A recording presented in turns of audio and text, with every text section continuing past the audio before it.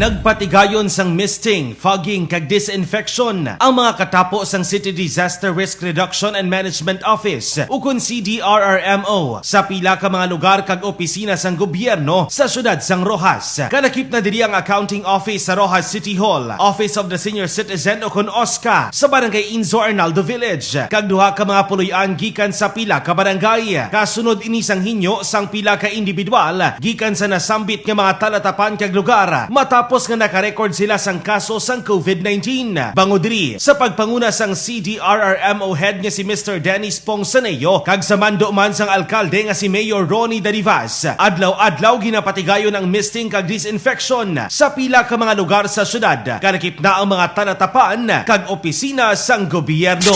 Balita nagikan diri sa probinsya sang Capiz. Ini si kabanderang Joshua Kenneth Anas, nagabandera sa matuod nga serbisyo publiko kag kalingawan sa Western Visayas. Radyo Bandera.